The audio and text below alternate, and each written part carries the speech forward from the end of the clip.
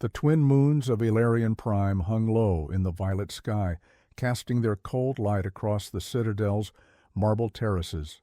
From her balcony, Queen Scarlett Vera watched the stars burn like dying embers, each one representing a world she could someday conquer or destroy. The air shimmered faintly with ionized energy, remnants of her planetary defense shield humming overhead. Yet, beneath all that power, she felt only the quiet ache of inevitability. Her reflection in the glass was that of a woman who no longer belonged to peace. Her crimson hair cascaded like liquid flame over her silver-etched armor, eyes glowing faintly amber under the starlight. She had once worn silk and laughter. Now she wore strategy and silence. The War Council chamber behind her glowed with holographic projections of neighboring systems. Each planet, Zythera, Vornus, Haleth, and others, was marked with shifting red tactical lines. Her generals waited armored and tense, whispering like rustling steel leaves. Scarlett turned and walked in. Every movement of her carried an aura of inevitability. The guards bowed as she passed, their helmets reflecting her fire-red hair like a living standard. "Your Majesty," began General Cale Dross, his voice low but steady. "Our scouts report increased resistance from the Zytheran fleets. If we're to strike, it must be decisive. Their orbital rings are fortified." "I don't want fortifications," Scarlett interrupted softly, her voice smooth as silk, yet sharp as a blade's edge. "I want surrender," Cale hesitated. "That may not be possible, my queen. They have allies." "I didn't ask for possibilities," she said, stepping closer, her amber gaze catching the general's like gravity itself. "I asked for obedience." The chamber fell silent. Scarlett turned toward the map, her fingers tracing the holographic edge of Zythera's orbit. Her mind, however, drifted elsewhere, to the days before the throne, before her name meant fear. She remembered her father's voice, King Alaric Vera, a ruler both wise and weary. He had taught her that power without restraint was ruin, that the stars could be ruled only by those who understood loss. But her father had been betrayed. Poisoned in the very hall where treaties were signed. By whom? None could prove. But the seed of vengeance had been planted that day. And now, years later, it had grown into a war that would shake the galaxy. A faint chime echoed in the chamber. One of her attendants approached. "Your Majesty, the ambassador from Haleth requests an audience." Scarlett smiled faintly. "Haleth? The ones who swore neutrality? Interesting. Send him in." Moments later, the doors opened, revealing a tall, lean man dressed in the shimmering robes of Haleth's court. His eyes were cautious, yet confident. "Your Majesty," he said with a respectful bow, "I am Ambassador Lucien Rael. I come not to defy you, but to reason with you." Scarlett leaned back on her throne, her crimson cape flowing over the obsidian steps. "Reason?" she echoed. "Reason died with my father," Lucan's gaze softened. "And yet his daughter lives, not as a conqueror, but as the queen of a people who once believed in unity. What you're building, it's not empire, it's vengeance." Her jaw tightened. "And if vengeance brings order, then perhaps the stars need my wrath." The ambassador stepped closer. "Or perhaps," he said quietly, "they need your heart." The words struck deeper than he could have known. For years she had buried that part of herself under armor and blood, and yet here was a stranger who spoke to the echo she'd long silenced. She dismissed him with a subtle wave, though her expression softened almost imperceptibly. "You may return to your world, Ambassador, but deliver this message. The age of neutrality is over." Lucan bowed, but before leaving, he looked up once more, and for a heartbeat their eyes met, and neither could look away. When he was gone, Scarlett sat in silence. The sound of her own breath filled the chamber. The words lingered in her mind like a forbidden melody. "Perhaps they need your heart." That night, in her private quarters, she stood before the mirror again. The reflection that stared back no longer looked entirely certain. She touched the insignia on her chest, the sigil of House Vera, a phoenix rising from flame, and for the first time in years, she felt its weight. As she turned away, a voice echoed through her communicator. "My queen," Cale said, "the fleets are ready, awaiting your command. Scarlett looked to the stars, her hair a burning halo under the moonlight. "Then let the stars remember my name," she said softly, "and let those who defy me burn." The great engines of her armada roared to life, shaking the night sky with thunder. The first war in centuries had begun. The war began like the whisper of a storm, quiet, inevitable, and devastating. Scarlett watched from the command bridge of her flagship, the Varian Dominion, as the void erupted with light. Warships moved in coordinated precision, their energy cannons streaking violet beams across the black sea of stars. Every impact bloomed like a dying sun. Every explosion was another world surrendering to her will. Yet even amidst the destruction, she stood unmoved, regal, silent, a figure carved from willpower itself. "Zithra's orbital defense grid has fallen," announced her tactician. "Their fleet is retreating into the second quadrant." "Don't let them," Scarlett said coldly. "End it." The bridge obeyed instantly. Her words were law, but inside her, deep beneath the crown, beneath the armor, something flickered. Watching those ships crumble, she felt the faintest pang of loss, as though some part of her still mourned what she was destroying. She exhaled slowly and walked toward the panoramic viewport. Stars burned across her reflection. Was this peace or just another cage? Kyle Dross stepped beside her, his armor gleaming. "My queen," he said, lowering his voice, "the enemy will fall within hours. You've done what none before you dared, united the fleets, commanded the worlds. Soon all will kneel." Scarlett's eyes stayed fixed on the horizon. "And when they kneel, Kale," she murmured, "what then? What is left for the queen who wins everything?" Kale hesitated. "History will remember you." Scarlett gave a bitter smile. "History remembers tyrants, Kyle, but I was not born to be one."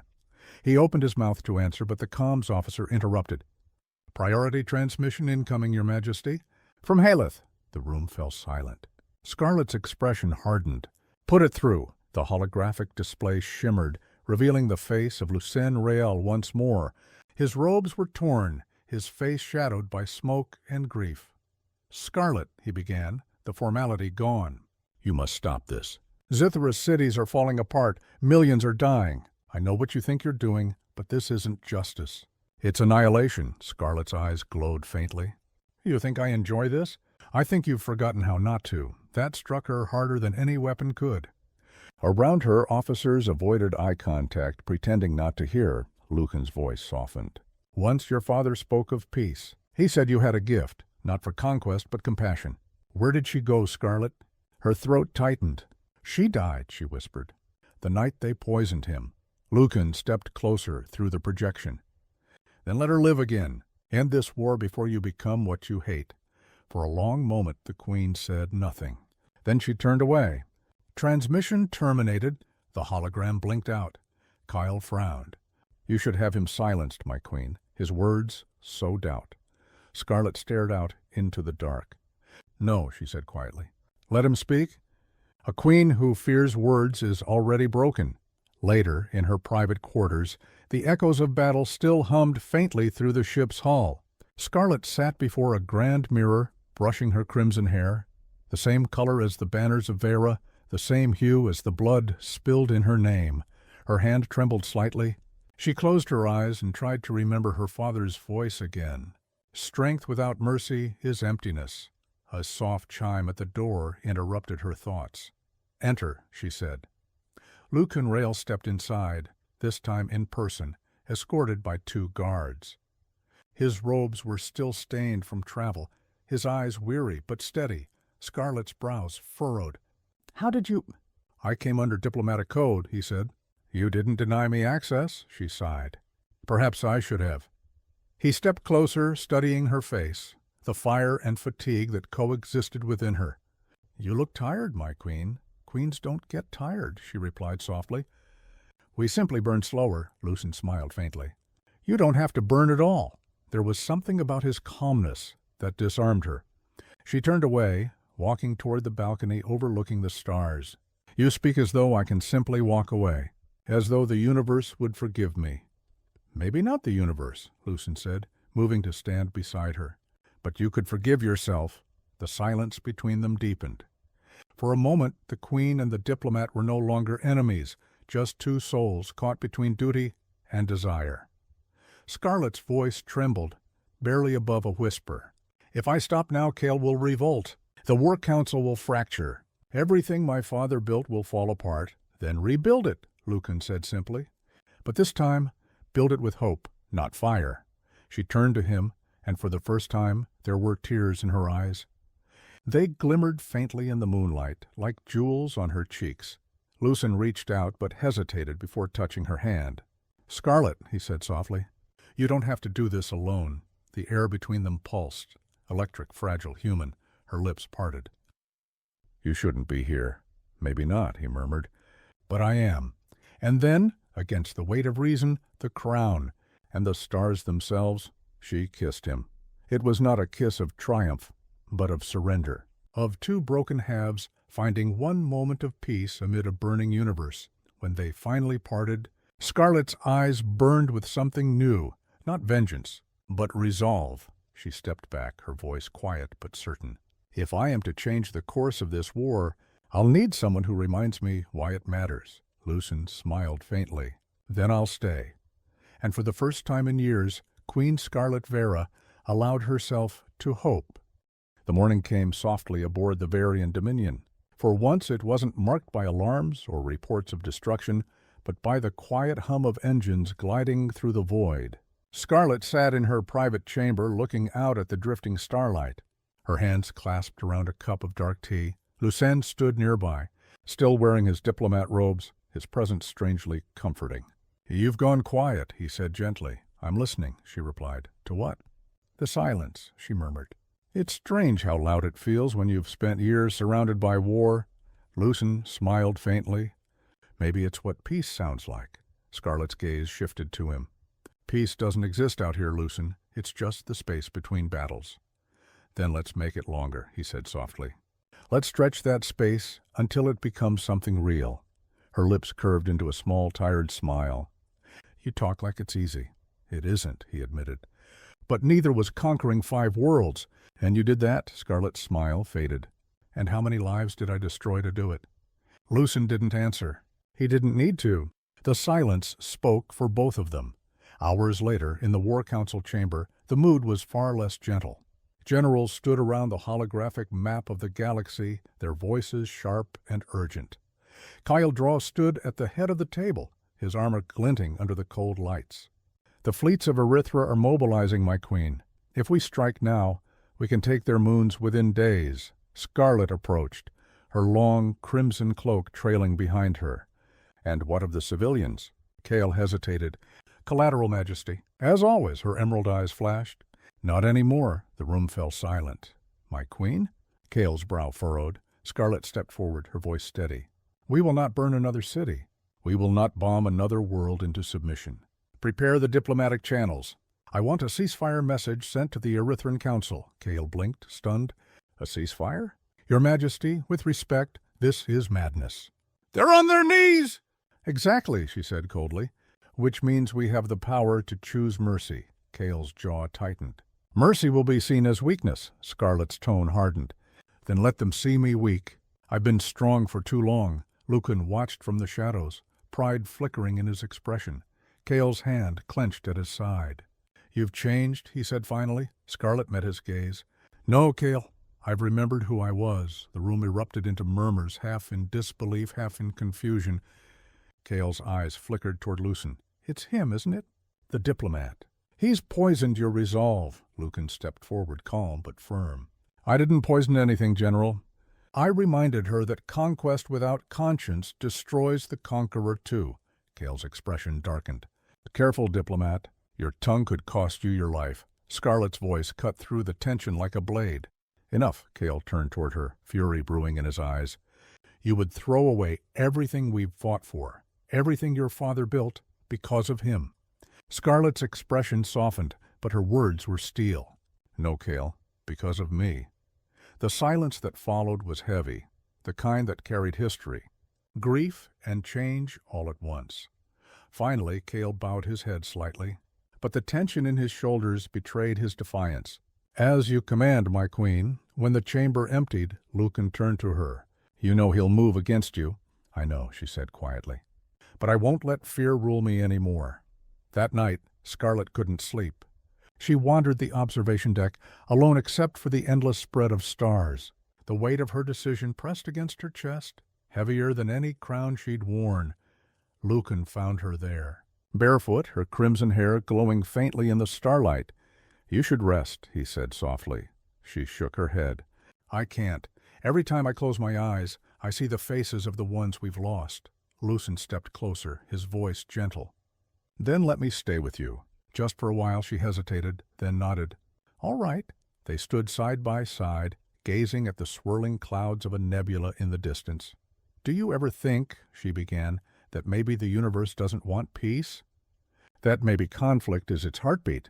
Lucan glanced at her. "Maybe, but even stars die, Scarlett. Even chaos burns itself out eventually. Maybe peace isn't the universe's nature. Maybe it's something we have to fight for." Scarlett looked at him. Really looked.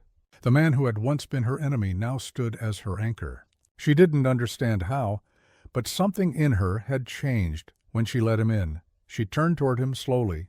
"You make it sound possible," he smiled faintly. "That's because it is." Their eyes met again, and the world seemed to hold its breath. When she finally leaned closer, her voice was a whisper. "You shouldn't make me believe in things I can't have." "Then I'll make you believe in what you can," Lucien said softly. And once again, their lips met, no longer the kiss of desperation, but of quiet understanding. For that brief moment there was no throne, no war, no weight of destiny. Just two souls finding light in the darkness, but the light would not last. In the depths of the ship, Cale Duros stood before a small group of loyal officers, his voice low and dangerous. "She's lost her edge," he growled. That diplomats turned her into something soft. "If she signs this ceasefire, everything we fought for dies." One of the officers hesitated. "What do you propose, General?" Cale's eyes gleamed like steel. "A new order. A queen who remembers what it means to command," another voice whispered. "You mean—" Cale nodded slowly. "Prepare the Shadow Fleet. When she delivers the ceasefire address tomorrow, we'll act." As the conspirators dispersed into the dark, Cale stared out a viewport at the void beyond. He whispered to himself, "Forgive me, my queen. But peace is not what you were born for."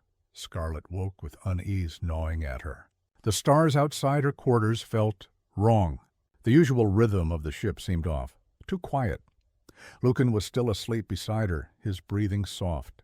For a fleeting second she smiled, but then the alarms began to wail. Her smile vanished. She rose immediately, throwing on her command cloak and summoning the guards. "Report," she barked. "Internal breach." "Majesty," said one of the officers through the comms, "engineering decks are under attack. We have traitors aboard." Scarlett's blood went cold. "Kill." Lucan stirred, his voice groggy. "What's happening?" She turned to him, fire blazing in her eyes. "The storm I've been trying to end has finally come for me." Scarlett stormed through the corridors, crimson cloak flowing like liquid fire behind her. The deck lights flickered from the shock waves of distant explosions, and the low hum of the Varian Dominion turned into a deep, chaotic rumble. The scent of ozone filled the air, the unmistakable smell of plasma fire. Her guards followed close behind, rifles at the ready. "Seal the command decks," she ordered. "Nobody enters or leaves without my authorization." Lucan caught up to her, barefoot and half-dressed, a datapad clutched in his hand. "Scarlett, wait. The power grids are being rerouted. Someone's trying to take control of the ship's defense systems." "Kyle!" she hissed through gritted teeth. "He's making his move." They rounded a corner where two corridors met, and suddenly the wall ahead blew apart in a flash of blue plasma. Scarlett threw herself against the bulkhead as shards of metal and glass rained around her. Through the smoke, Cale Duros emerged, his armor blackened and scorched, his expression set in grim determination. "My queen," he said, voice heavy with mock reverence. "You've lost your way. Stand down," she commanded, stepping forward. "Whatever you think you're doing, it ends now." Cale's jaw tightened. "You've become weak. You're letting him control you." He pointed at Lucan. "A diplomat, a man whose people once tried to enslave ours." Lucan took a step forward, but Scarlett raised her hand. "Cale," she said, her voice steady but cold, "I gave you everything. You were my sword, my shield. And this is how you repay me?" He raised his plasma blade. I repay you by saving you from yourself. Scarlett didn't flinch. Then you'll die trying. The corridor erupted into violence. Kale lunged, his plasma blade hissing as it clashed against Scarlett's energy staff. Sparks exploded between them, their faces lit in red and blue fire. He was stronger, but she was faster, every movement precise, born from years of war and survival. Lucien ducked behind a console, trying to override the security locks. The sound of alarms and weapon discharges filled the air. Scarlett spun low, sweeping Kale's legs, but he recovered instantly, striking back with brutal precision. You were the only one I ever respected, Kale roared. You were supposed to lead us to glory? Scarlett blocked his next strike, their blades locked inches from each other. And what's glory without mercy? She shouted. Kale sneered. A lie, he headbutted her, knocking her back. Scarlett stumbled, the edge of her cloak catching fire from a stray plasma bolt. She tore it off, breathing hard. Then, in one fluid motion, she threw her staff. It hit the wall beside him, rebounded, and caught Kale off guard, just long enough for her to tackle him to the ground. He roared, grappling with her, their movements desperate and raw.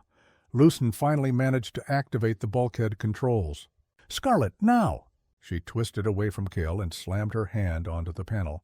A force field dropped between them, Kyle on one side, Scarlett and Lucien on the other. The general pounded his fists against the barrier, face twisted in rage. You can't hide behind walls forever, he spat.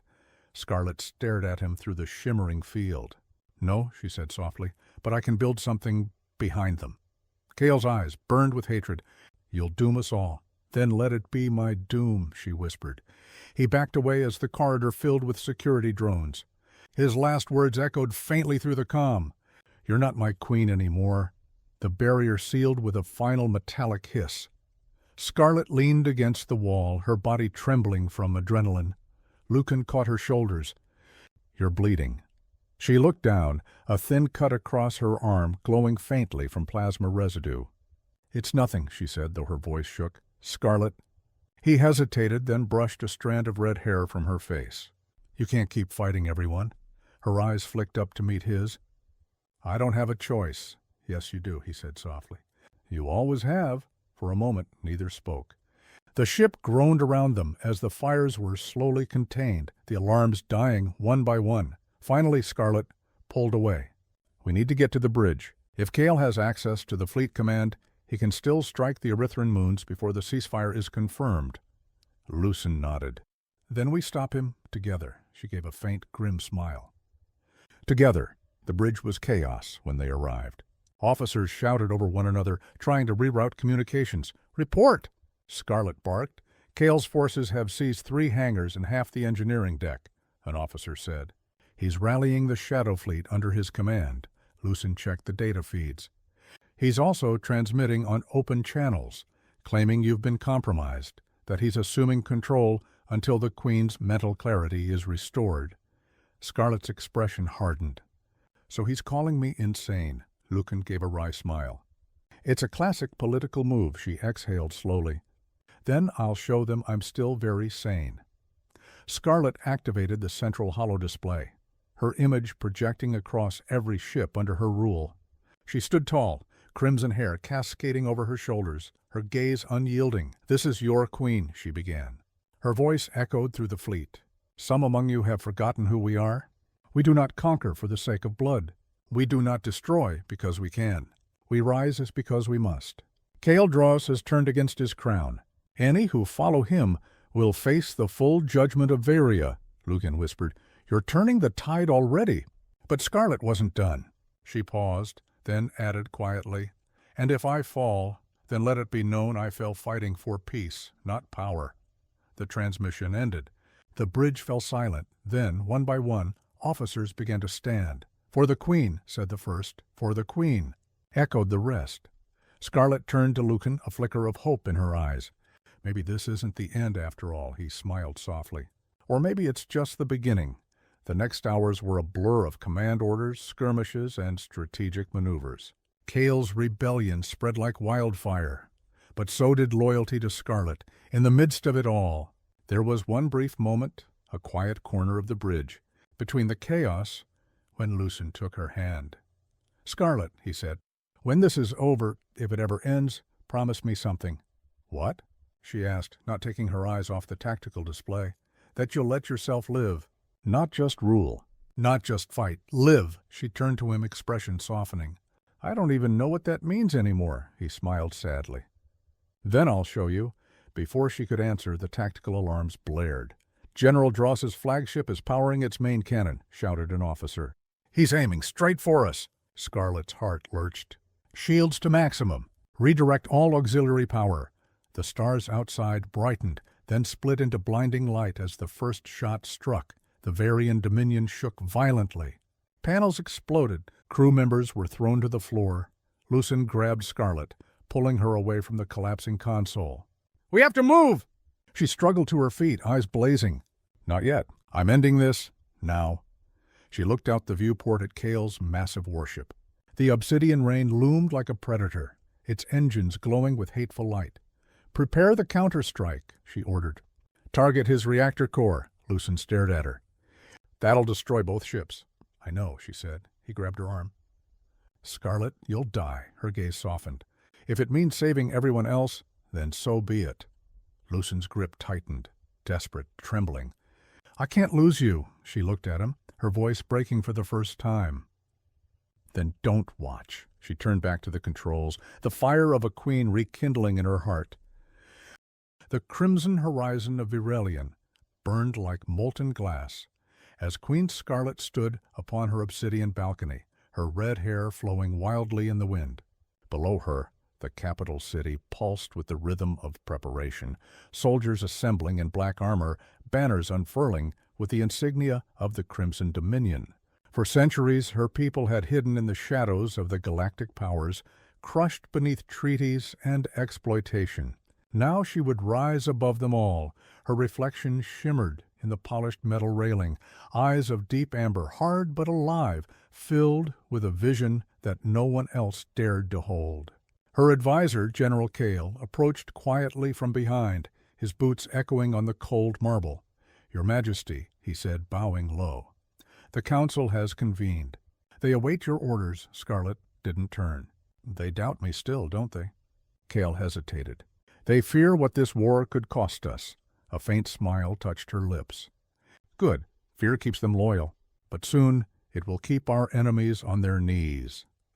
She descended the grand staircase into the throne hall, a vast chamber adorned with ruby-lit pillars and holographic murals depicting her family's long-fallen dynasty. The council, an assortment of nobles, scientists, and military strategists, awaited her in silence. Scarlett's presence alone commanded the room. Her gown was woven from silken plasma threads, its glow shifting like fire under glass. She sat upon her throne, a creation of obsidian and red crystal, and rested her chin upon one hand. "Tell me," she began, her voice calm but resonant, "how many fleets have sworn their allegiance?" The admiral at the far end stood. "7, my queen. 3 from the outer moons, and 4 from the mining colonies. The others?" "Hesitate, hesitate." Scarlett's tone sharpened. "They hesitate while our enemies bleed us dry?" "No, Majesty. Only awaiting the signal to deploy." Scarlett rose from her throne.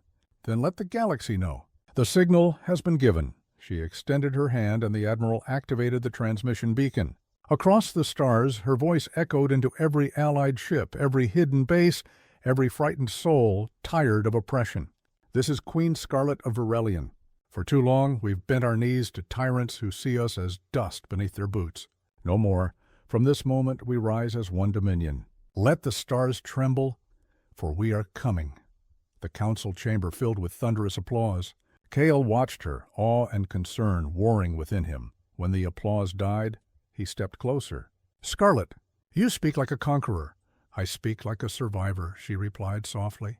"And I intend for my people to live, Kyle, even if the galaxy must burn for it."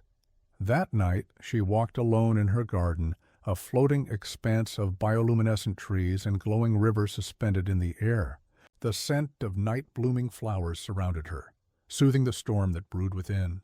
Yet even in that serenity, she could not shake the memory of her father's execution. His crown melted down by the council of stars. His empire dissolved. She touched the emerald pendant he had given her, whispering, "They took everything from us. But I'll take it all back." Just then a faint shimmer appeared in the air, a holographic messenger bearing urgent news. "Your Majesty," the messenger began, "the scouts have detected movement near the Zevran system. A coalition fleet is gathering." Scarlett's eyes narrowed. "Already? So they think they can stop me before I begin." She turned sharply. "Summon the Obsidian Vanguard. If they wish to fight, then we'll give them their first taste of war." Kyle hesitated. "Should we not wait, Majesty? We strike first," Scarlett cut in, "before they even have the chance to unite." Her tone left no room for argument. As dawn rose over the crystal spires of Virelion, the first wave of her fleets lifted off, thousands of ships breaking through the atmosphere like fireflies bursting from a flame. Scarlett watched from her command tower, her reflection mirrored in the glass as the sky turned crimson. The war for the stars had begun. Scarlett's flagship, the Ember Sovereign, soared ahead of the fleet, its hull black as night and adorned with the blood-red insignia of her house. Inside the command chamber, Kyle stood by her side, the two of them framed by the panoramic view of open space. "We're approaching Zevran orbit," Kyle reported. "Enemy vessels detected. 27 frigates, 4 cruisers," Scarlett smirked. "Then they underestimate me already. Orders, Majesty?" "Burn them." The words left her lips like an invocation. Moments later, volleys of plasma fire erupted from her fleet, illuminating the darkness in waves of blue and red. Explosions rippled through the enemy line, their formation breaking under the sudden assault. Scarlett watched it all in silence. The destruction, the chaos, the brilliance of it. Then she whispered almost to herself, "Father, do you see it? Your daughter has reclaimed your crown in fire." Kyle turned to her, his eyes searching hers. "And if this victory costs everything we have?" Scarlett met his gaze. "Then let it. I was not born to survive, Kale. I was born to conquer." The battle over Zevran raged for 9 hours. What had begun as a simple preemptive strike had turned into a symphony of chaos, a war orchestra composed of shattered metal, plasma storms, and dying stars. From the observation deck of the Ember Sovereign, Scarlett watched the enemy flagship crumble into ash, its fragments glittering like dying embers across the void. Her soldiers cheered across the comms, voices rising like a chorus of triumph. Yet Scarlett's expression remained unreadable. The thrill of victory had become muted, almost hollow. Kale stepped closer, his armor scorched from combat. "The Zevran fleet has fallen, Majesty. Casualties are minimal." "You've done what no ruler in centuries has dared to attempt." Scarlett turned toward him, her golden eyes gleaming beneath the low light. "And the colonies?" "Some surrendered. Others were not as fortunate." Scarlett looked away. "Collateral," she said softly. "There's always collateral." She walked toward the viewing glass, the expanse of space beyond alive with drifting wreckage. "Do you know what my father told me before they executed him, Kale?" Kale hesitated. "No, Majesty." She closed her eyes, her voice dropping to a whisper. "He said, 'To reclaim our world, you must first lose your soul.'" When she opened them again, her expression hardened. "If that's the price for our freedom, then I'll pay it in full." 3 days later, the Dominion held its first council aboard the Ember Sovereign. Holographic figures of generals and admirals surrounded Scarlett's throne. Each one reported progress. Conquered systems, loyal uprisings, broken alliances. Yet, beneath the efficiency, a new fear pulsed through them, the fear of her.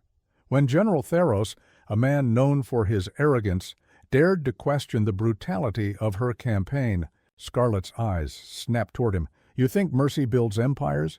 she asked, her tone calm but cutting. "I think," Theros said carefully, "that every planet we scorch gives the others reason to unite against us." Scarlett rose slowly, descending the steps toward him. The holographic projection flickered, but her presence still radiated power. "Let them unite," she said, voice soft but cold.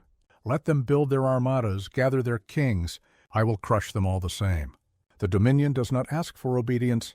It demands it." Her words silenced the room. Even Theros bowed his head. After the council dispersed, Kale approached her privately.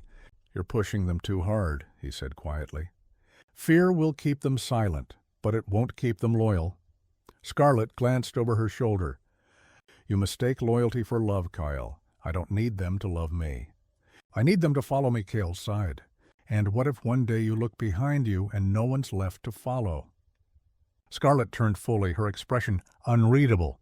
Then I'll walk alone. I've done it before. Later that night, as silence fell across the flagship, Scarlett retired to her private chamber, a vast room of marble, silk, and starlight. She removed her jeweled armor, revealing the faint scars that traced her back like constellations. Each one told a story of betrayal, exile, survival. As she sat before her mirror, brushing out her long crimson hair, she heard a soft chime at the door. "Enter," she said. Cale stepped in, still in his uniform. For once he looked uncertain. "You haven't slept in 2 days," he said. "The men are worried." "I'm worried." Scarlett smiled faintly at his concern. "Since when does a general lose sleep over his queen?" "Since his queen began carrying the weight of an empire alone." Scarlett's reflection caught his eyes. "I carry it because no one else can." He hesitated, then stepped closer. "You're not alone, Scarlett?" For a moment, the tension in the air shifted. The war, the politics, all fading into the background. It was just the two of them, the hum of the ship surrounding their silence. Scarlett turned, looking up at him. "You should leave before you say something you can't take back," she said softly. Cale met her gaze. Maybe it's already too late for that. For a heartbeat, she didn't move. Then she whispered, "Kyle," her voice cracking for the first time in years. He reached for her hand, hesitating just before touching it. But she didn't pull away. The contact was electric, brief, forbidden, human. Then, as if the universe itself had chosen to intervene, an alarm blared. The walls pulsed red. Kyle snapped to attention. "Enemy fleet approaching!" "They've followed us through the rift corridor." Scarlett's expression hardened instantly. "Battle stations. Ready all squadrons." The moment of vulnerability vanished, sealed behind steel. As Cale ran to the command deck, Scarlett remained for just a second longer, her hand still hovering over where his had been. Then she whispered, "You said I wasn't alone, Kyle. Let's hope you were right." Minutes later, the Ember Sovereign tore through the darkness, surrounded by streaks of enemy fire.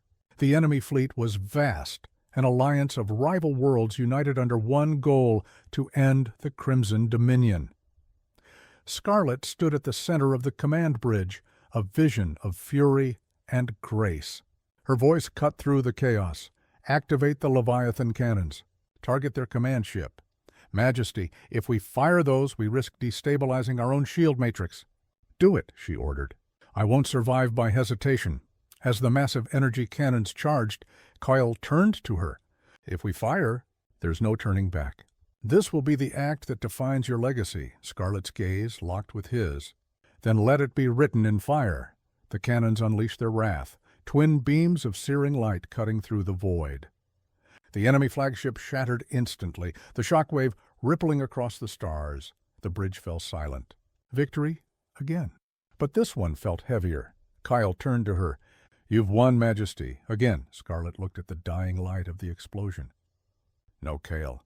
I've only reminded the galaxy that I'm willing to lose everything to win." In the aftermath of the battle, silence blanketed the Ember Sovereign. The ship drifted through the void, scarred but alive, much like its queen.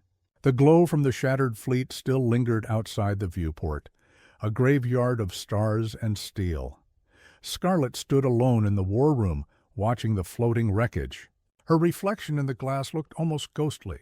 The pale skin, the crimson hair, catching faint starlight, eyes dulled by exhaustion rather than defeat. Kyle entered quietly. "The engineers report minimal hull damage," he said. "But morale?" "That's another story." Scarlett didn't look at him. "How many?" 17 dead. 32 wounded." Her jaw tightened. "Make sure their names are engraved on the Pillars of Valor. No one dies forgotten." Cale nodded, watching her in silence. There was something fragile beneath her poise, a tension he had rarely seen in her. "Scarlett," he began carefully, "the Council wants to know what's next. They're frightened. They've seen what you're capable of, and it terrifies them." "Good," she said, finally turning. "Fear keeps them obedient," Kyle frowned. "Fear also breaks people. It breaks armies. Scarlett stepped closer. Do you think I haven't been broken before? Her voice was low, sharp. Do you think I built this empire on mercy? He didn't answer. She sighed, brushing a strand of red hair behind her ear. The galaxy has always underestimated women like me. They see a crown and they assume fragility. I show them what happens when they mistake power for vanity. Her tone was fierce, but her eyes softened. And yet, even after all this, I'm still just trying to prove that my father's death meant something. Kyle took a hesitant step toward her. You don't have to prove anything anymore, don't I? She whispered. He believed the Dominion could rise again, that we could be more than a fractured people clinging to dying worlds. I promised him I'd make that real. Every battle, every death, it's the price of that promise. Cale studied her face, the strength, the cracks beneath it, the fire that refused to die. You sound like someone who's building a future she won't live to see. Scarlett smiled faintly. Maybe that's all any ruler does. Later she found herself in the quiet of the observation dome. The view stretched endlessly, the galaxy painted in colors too vast to name. The ship's hum was soft here, a lullaby of machinery and gravity. Kyle joined her, carrying 2 glasses of dark amber liquid. From the royal stores, he said. Thought you could use a reminder of simpler times. Scarlett raised an eyebrow but accepted the glass. Simpler times don't exist, Kyle. Only times when we were too naive to notice how complicated everything really was. They sat in silence, sipping slowly. The stars shimmered on the glass, reflected in her eyes. Kyle finally broke the quiet. You ever think about what comes after this? After the wars are over? Scarlett looked distant. There's no after for people like me. There could be, he said gently. She glanced at him, studying his face, the battle scars, the tired determination. You mean for us? Cale didn't flinch. Maybe. Scarlett's voice was soft, almost a whisper. You know, once upon a time I wanted that. Before the crown. Before the Dominion. I thought love was something worth fighting for. And now? Now I know love and war are the same thing. Both ask for everything, and both leave you empty when they're done. Kyle leaned forward slightly. Then maybe you've just been fighting the wrong war.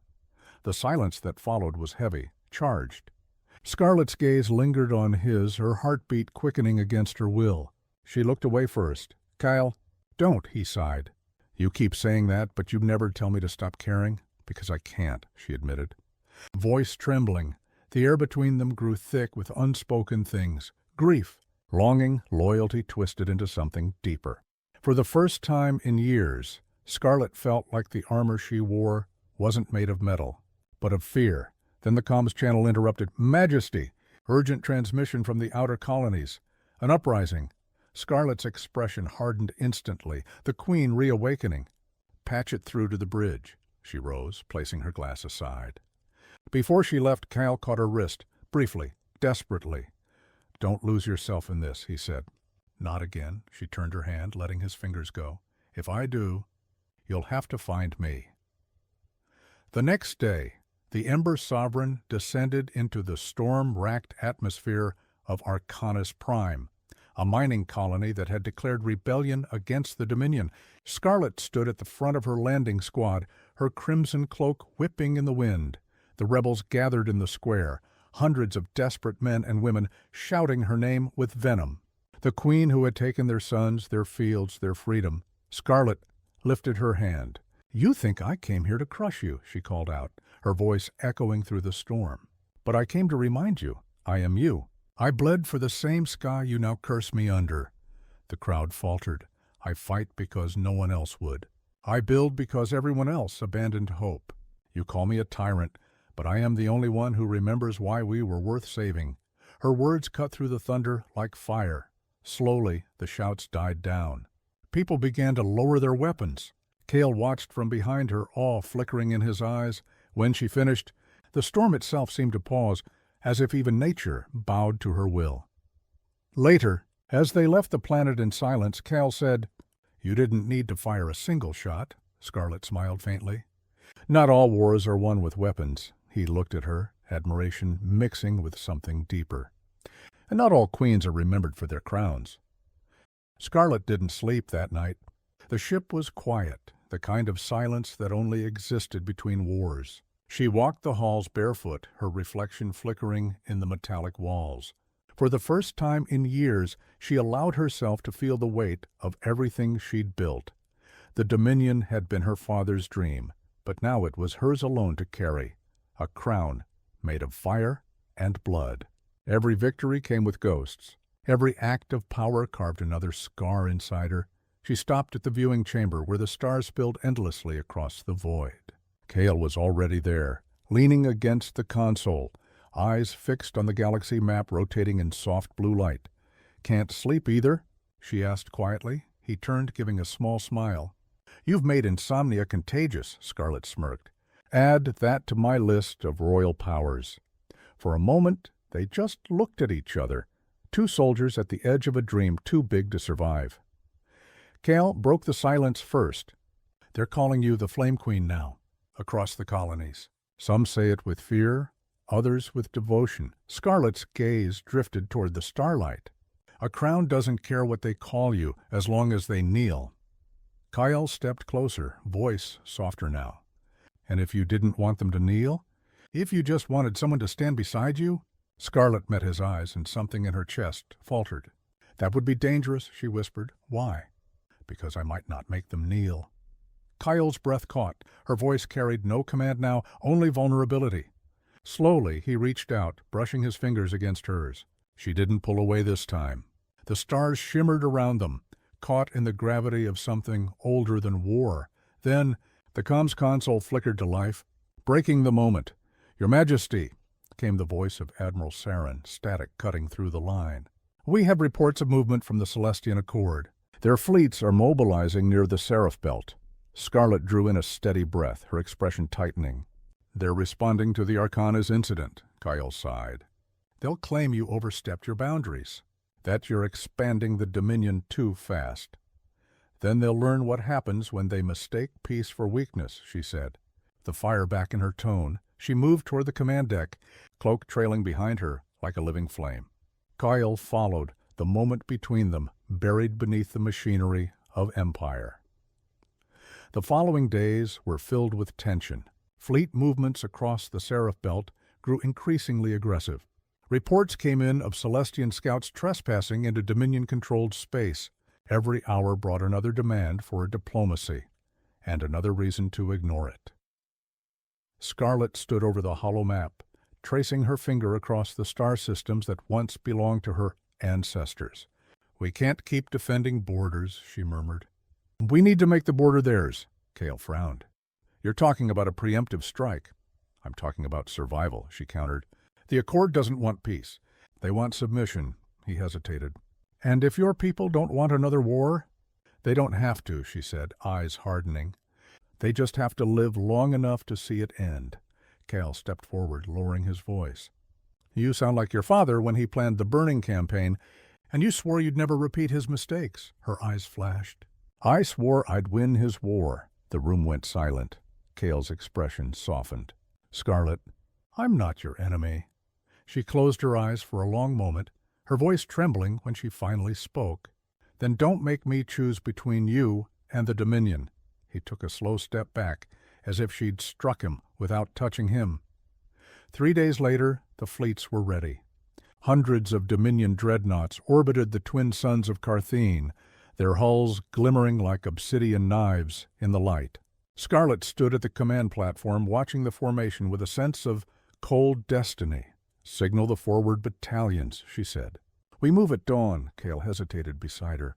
"You still have time to call this off." She turned to him, voice steady but soft. "And tell the galaxy, I'm afraid?" "No," he said quietly. "Tell them you're human." Scarlett's lips curved in a faint, bittersweet smile. "That's the one thing a queen can never be." Their eyes met, a storm between them, fierce and unspoken. Then the battle began. The Dominion fleet surged forward like a tide of fire. Energy lances and plasma torpedoes painted the void with color, the stars swallowed by the light of destruction. Scarlett's voice echoed across the comms. "Remember who you fight for? Remember the blood that built this throne." The crew roared in unison. Kyle stood at her side, issuing commands to the strike teams, his movements sharp and precise. Every explosion outside the viewport was reflected in Scarlett's eyes, each one another step toward victory or ruin. But amidst the chaos, she saw something new. The enemy fleet wasn't retreating. It was splitting, drawing her forces deeper into a trap. "Kyle," she said suddenly, "pull the vanguard back." "Now!" he turned, confusion flashing in his eyes. "What?" The explosion cut him off. A shockwave tore through the Ember Sovereign, hurling them both to the deck. Sirens blared as consoles burst into sparks. "Status!" Scarlett shouted. "Direct hit from the Accord's flagship. Shields at 40%. She rose, gripping the edge of the command table. "Reroute power to forward weapons!" Cale pulled himself up beside her, blood trailing from his temple. "They're targeting our engines. If they disable us, they won't." "Scarlett, listen." But she was already at the helm, overriding the safety locks. The ship's AI protested, alarm screaming as the Queen personally took control. Cale grabbed her arm. "Scarlett, don't—" She looked at him, fire and grief colliding behind her eyes. "You once asked what comes after the war," he swallowed hard. And she smiled sadly. "Let's find out together." The engines roared to life. The Ember Sovereign surged forward, colliding head-on with the Accord flagship in a blinding wave of light and fury. When the silence returned, it was endless. The battlefield hung in the void, debris floating where fleets once clashed. The Accord was shattered. The Dominion still stood. Scarlett opened her eyes in the wreckage of the bridge. Smoke curled through the air, the faint hum of surviving systems echoing around her. She turned her head. Kyle was beside her, barely conscious, his hand reaching for hers. "You did it," he whispered. A faint smile on his lips, she squeezed his hand. "We did." Outside the viewport, the dawn of a new star began to rise, light breaking through the aftermath of ruin. Scarlett smiled weakly. "Looks like the galaxy finally kneels," Cale managed a faint laugh. "Maybe now it can learn to stand again." She looked at him, eyes softening. "Stay with me, Kyle. I'm not going anywhere." Their hands stayed clasped as the light washed over them, not the fire of war this time, but the warmth of a beginning. The great halls of Velrathia Prime echoed with the soft hum of crimson energy veins running through the marble walls. Queen Scarlett stood before a towering window, her reflection merging with the sea of stars beyond. Her crimson hair shimmered like molten fire cascading down her armored shoulders. The galaxy outside was not just her kingdom, it was her birthright. She had united 12 systems under her rule, not through diplomacy, but through undeniable will. The Empress of Flame, they called her. To some, a savior. To others, a tyrant wrapped in beauty and blood. Yet for Scarlett, titles meant nothing. Only the vision mattered. A single empire, forged in her image. Tonight, the final step would begin. The Council of Suns, an ancient alliance of independent worlds, had refused her peace decree. Peace, such a soft word for submission. They would either kneel or burn. Behind her, footsteps echoed across the hall. Commander Raylan, her most loyal warrior and once her lover, entered the chamber. His armor gleamed with battle scars, his expression torn between devotion and dread. "Your Majesty," he said, bowing low. "The fleets are assembled, 3 million strong, ready to move on your command." Scarlett turned slowly, emerald eyes locking with his. "And the Council's forces?" "Defensive lines only," he said. "They don't believe we'll strike first." A faint smile curved her lips. "Then they haven't been paying attention." Raylan stepped closer. "Scarlett, once we begin, there's no return. Billions will die. You could still—" She cut him off with a look, not of anger, but of sorrow. "You think I want war, Raylan?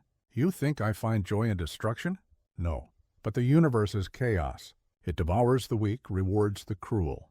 I'm simply playing by its rules," her voice softened. "Do you remember when we stood on the ashes of Thalaros Fief?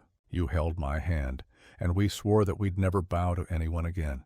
That oath wasn't just for us. It was for every soul who's ever lived under fear." Raylan's gaze faltered. "I remember," he said quietly. "Then remember this too," she whispered. "We are not conquerors. We are liberators. Of a galaxy too blind to save itself." She walked past him, her crimson cape trailing like living fire, and stepped onto the command platform. "Activate the Flame Armada," she ordered. "We launch at dawn."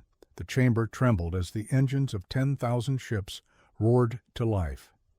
Outside, the night sky blazed, red, gold, and alive with war. Yet beneath her strength, Scarlett felt a flicker of something she had long buried: fear. Not of death, not of defeat, but of herself. The war began not with a roar, but with a whisper that echoed across the void. Fleet after fleet emerged from warp space, forming a crimson halo around the star systems that had defied her. Scarlett stood at the bridge of her flagship, the Solar Rain, a vessel the size of a small moon, and watched as the first volleys of plasma fire tore through the darkness. Whole cities burned in seconds. Planetary shields collapsed like paper before her armada's fury. Yet for every victory, something inside her dimmed. She had dreamed of unity, a galaxy without division, without suffering. But standing amidst the carnage, even she began to wonder if she had become the very monster she once fought to destroy. Her private chambers were silent that night. Scarlett sat alone, removing her jeweled crown. Its weight had become unbearable. The holographic window flickered with images of burning worlds, transmissions of surrender, and cries for mercy. She looked away, then came a voice, soft, trembling. "Your Majesty." Raylan. He entered quietly, helmet under his arm, eyes haunted. "It's over," he said. "The council is gone. The entire outer ring has fallen." Scarlett didn't move. "And how many are dead?" He hesitated. "Too many to count." She stood, walking toward him. "Do you still see me, Raylan? Or just the ghost of what I was?" He met her gaze, and for a moment she wasn't a queen, just a woman standing in the ruins of her own ambition. "I see the woman who wanted to save the stars," he said. "But somewhere along the way she forgot what saving meant." Scarlett's lips trembled. "Then what do I do now?" Raylan stepped closer, his voice gentle but unyielding. "You end it. You stop the war. You give the galaxy what it truly needs.